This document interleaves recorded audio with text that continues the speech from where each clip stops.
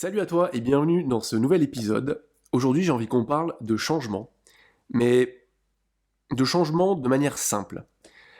Tu le sais, j'en ai déjà parlé, des habitudes, des routines, ce sont des outils de la préparation mentale, c'est des outils qui me passionnent. Moi, j'adore le changement, j'adore changer, évoluer, ce qui fait parfois un peu flipper ma femme et mon entourage, parce que je traque plein de choses, et je trouve ça passionnant de voir à quel point je peux changer des choses. Mais il y a quand même des choses qui sont compliquées dans le changement, et elles sont compliquées car il y a une méthode intuitive qu'on suit qui est absolument pas la bonne, c'est celle de changer de manière radicale. Et aujourd'hui, en fait, j'ai envie qu'on parle de la méthode Kaizen, qui est une méthode que je connais depuis quelques années et que j'applique de plus en plus avec moi et avec mes clients. Et elle est également issue du milieu culturel japonais, même si ce sont les Américains en fait qui l'ont apporté il y a à la fin de la Seconde Guerre mondiale. Et je vais t'en parler dans quelques instants. Mais tu vois, si tu aimes aussi cette culture, tu sais que les Japonais, ils sont excellents dans un certain nombre de domaines, mais moi, il y en a un qui m'a toujours fasciné. Enfin, c'est plutôt une manière d'aborder le quotidien et la vie, en général, qui leur permet de réaliser des choses extraordinaires. Mais avant ça, je vais continuer la petite intro que je te faisais, et on va faire un petit cours d'histoire. Voici le synopsis. En 1945, tu le sais aussi bien que moi, avec Hiroshima et Nagasaki, la ville a été ravagée. Et en fait, à ce moment-là, à la fin de la guerre, les États-Unis, ils ont apporté un programme de reconstruction euh, qui va en fait si bien aux Japonais qu'en l'espace de seulement 40 ans, le Japon est devenu une menace économique à l'hégémonie américaine. Et moi, la question, tu vois, je me suis posée pendant longtemps, c'est comment est-ce qu'un pays, la Corée du Nord en fait, la Corée du Sud, excuse-moi, en fait aussi partie, comment est-ce qu'un pays a-t-il pu passer de no man's land à un leader technologique international, à un leader économique international, et assez étrangement aussi, un leader culturel en si peu de temps. Et ouais, le Japon fascine l'Occident depuis qu'en fait il est fermé. Il a été fermé pendant la grande majorité de son existence, ça fait à peine 200-250 ans que le pays s'est ouvert à la culture, d'où en fait le décalage culturel qu'il peut y avoir et l'attachement aux traditions. Mais quand on regarde le programme que les États-Unis, le programme de reconstruction que les États-Unis ont implémenté au Japon, il se résume en un mot, c'est le Kaizen. Alors Kaizen, ça veut littéralement dire l'amélioration lente, continue. Et tu vois, quand chez nous, on propose des régimes coup de poing pour perdre des kilos accumulés pendant les fêtes, là on en sort à peine, donc c'est vraiment à l'ordre du jour. Quand on propose des programmes sportifs drastiques, hyper contraignants, hyper difficiles pour changer de vie en 21 jours, et ben en fait, la méthode Kaizen est plus vraie, est plus simple, et surtout, est plus douce. Et c'est ce que j'aime dans cette méthode. C'est avoir pour principal axe de vie d'être un peu meilleur qu'hier et un peu moins bon que demain. Je sais pas si tu vois ce que je veux dire. Mais on va voir clairement comment est-ce qu'elle fonctionne et surtout par quoi elle commence. Et on va commencer par une citation de monsieur Masaaki Imai, qui en fait est vraiment le père de la recherche autour du Kaizen, car à la base le Kaizen c'est plus pour de la reconstruction industrielle, mais ça collait tellement bien à la culture et à l'état d'esprit des Japonais que ça fait vraiment partie de leur philosophie de vie. Aujourd'hui, il y a beaucoup de recherches qui sont réalisées autour de l'efficacité du Kaizen. Et donc, ce cher monsieur Masaaki Imai dit que le Kaizen commence par un problème, ou plus précisément, par la reconnaissance de l'existence d'un problème. Ici, tu vois, la priorité, elle est au petit pas. Car le changement, tu le sais peut-être, il s'organise comme un processus permanent. Tout est en train de changer. Et on pourrait parler de physique quantique, de la loi de la thermodynamique. Quand on regarde, l'univers change constamment, ainsi que nos vies. Tu vas donc, tour à tour, questionner tes habitudes existantes, ça c'est le but du Kaizen, et définir des objectifs long terme, puis enfin concevoir un plan pour déterminer les petits pas que tu dois effectuer en direction de cet objectif. Et ces petits pas, ils doivent être les plus petits possibles. C'est ce qu'on va appeler des quick wins en anglais, des petites victoires faciles et rapides qui vont gonfler ta motivation, qui vont gonfler ta confiance en ta capacité à prendre une nouvelle habitude et à changer. Parce que c'est là le premier frein en fait du changement. C'est que souvent, tu vois là je dicte ce podcast, je tourne ce podcast, on est le 5 janvier, et là on est en plein dans l'œil du cyclone. Toutes les personnes se sont dit, j'arrête de fumer, je me remets au sport, je perds mon bide, je vais rentrer dans mon pantalon taille 36, changer de métier, et en fait, tout se fait de manière en bloc. C'est bon, je suis motivé, je suis décidé. Mais la motivation, elle fonctionne pas comme ça. Si tu décides de te remettre au sport, par exemple, plutôt que de t'inscrire à la salle et de te lancer dans un programme intensif de 3 mois, qui, d'ailleurs, soit dit en passant, tu vas peut-être surmonter, et peut-être que tu vas y arriver, tu vas atteindre ton objectif, mais il y a de fortes chances qu'une fois ton objectif atteint, tu laisses tout tomber, en tout cas tu ralentisses et tu repères les bénéfices que tu as gagnés en quelques mois. Et plutôt que de faire ce switch très binaire, de je faisais rien à je fais tout, pourquoi ne pas commencer par 15 minutes de sport une fois par semaine? Puis d'augmenter la cadence, petit à petit. Mais on va prendre un autre exemple. Imagine que tu veux arrêter de travailler comme un acharné.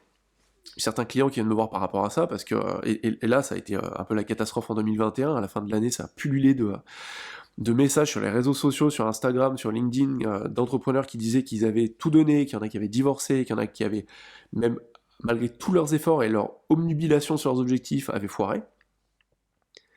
Plutôt que de t'acharner, et plutôt que de tout prendre en bloc, et donc changer radicalement tes habitudes, ça ne marche jamais comme je te l'ai dit, pourquoi ne pas seulement partir 30 minutes plus tôt le vendredi par exemple, et de voir ce que ça te fait. Puis petit à petit, réduire de 30 minutes par jour, t'organiser différemment, développer des compétences qui te permettent de faire plus, mieux, en moins de temps, en gros d'améliorer ton efficacité, ta productivité. Tout ça, ça va avoir un impact. Et comme tu commences à le voir, l'objectif du Kaizen, c'est la voie de la moindre résistance. C'est la voie de la moindre résistance pour un changement qui est néanmoins profond et stable. Le but, c'est d'avoir un changement pérenne, de mettre en place des habitudes et des routines qui sont pérennes. Pas qui vont, en l'espace d'un claquement de doigts, disparaître parce que tu es plus motivé. Et tout ça, ça repose sur des bases psychologiques qui se cachent derrière la formation d'habitudes. Par exemple, on va prendre cette scène. Le matin, quand tu te lèves, tu as deux options. Soit tu fais l'effort d'un petit changement et tu vas te brosser les dents de la main gauche, si tu es droitier, ou bien tu vas faire comme toujours et tu vas attraper instinctivement ta brosse à dents de la main droite. Te brosser les dents de la main gauche, ça peut paraître anodin. Pourtant, c'est un geste qui a des répercussions directes sur ton cerveau, sur la neuroplasticité, sur la création de nouveaux chemins neuronaux, et ça impacte ta vie en général. Parce qu'en faisant l'inverse de ce que tu fais, tu actives des zones différentes et qui sont non sollicitées, entre guillemets, au quotidien, en tout cas pas de cette manière, et ça a des effets bénéfiques, clairement. Alors que tu vois, l'exercice de simplement prendre la brosse à dents de la main gauche, c'est totalement indolore. Tu n'as rien fait d'extraordinaire, ce geste il t'a pas du tout demandé un effort de volonté hors du commun, ça a rien de faramineux.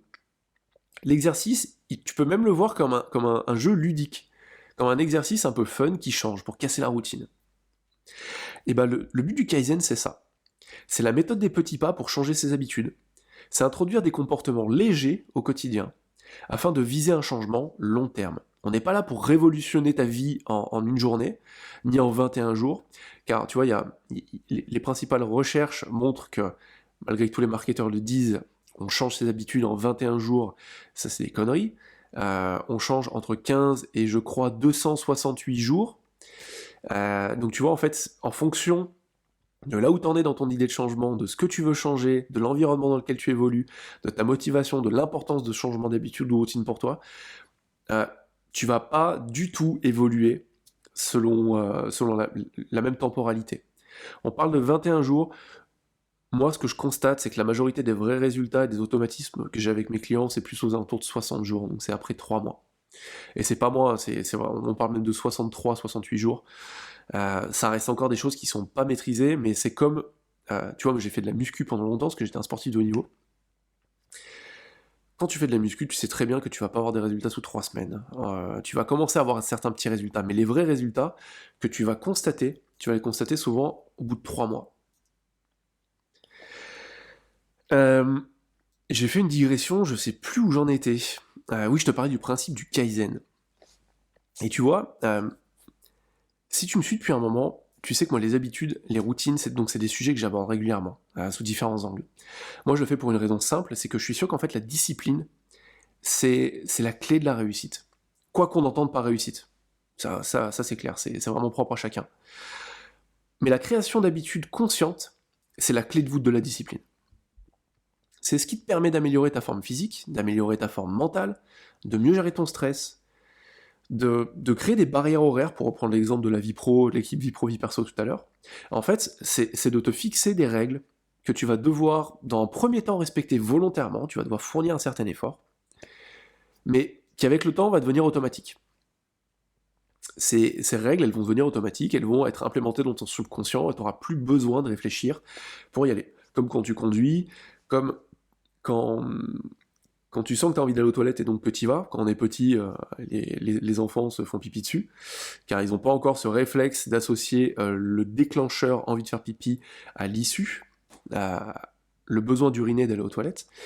Car au final, il s'agit de ça, quand on veut changer une habitude, c'est de trouver le déclencheur. Pour autant, tu vois, les mauvaises habitudes, et les habitudes qui ne sont pas en adéquation avec les objectifs que tu viens de prendre, on reprend l'exemple de la première année, sont assez courantes. Et elles sont particulièrement difficiles à supprimer pour une raison qui est très simple. Et donc on en vient au mécanisme psychologique dont je te parlais, c'est que... Comment il dit ça ? Et oui, l'être humain, c'est un économe cognitif. J'aime beaucoup cette manière de voir les choses de Ben Gardner, qui est en fait un professeur de psychologie comportementale au King's College de Londres. Et pour continuer à le citer, je l'ai là, nous développons des schémas comportementaux répétitifs, car c'est la façon qu'a notre cerveau de verrouiller les réponses utiles. Nous aimons, et surtout on a besoin en fait, d'économiser nos ressources mentales afin de les consacrer aux tâches exigeantes. C'est pour ça qu'il y a des comportements que tu vas faire automatiquement,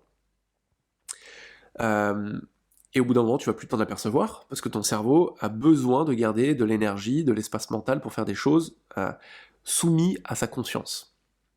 Mais tu vois, ces schémas qui s'automatisent, avec le temps, ils gagnent en résistance.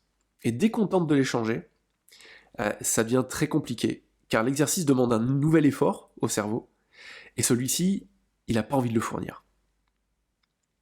Alors tu vois, ce que je te propose aujourd'hui, c'est de découvrir un outil que je vais te mettre en lien de mon podcast. C'est un outil qui te prendra au total 3 jours dans ton année, pour changer toutes tes habitudes, pour atteindre la majorité de tes objectifs, et ça de manière simple, précise et structurée.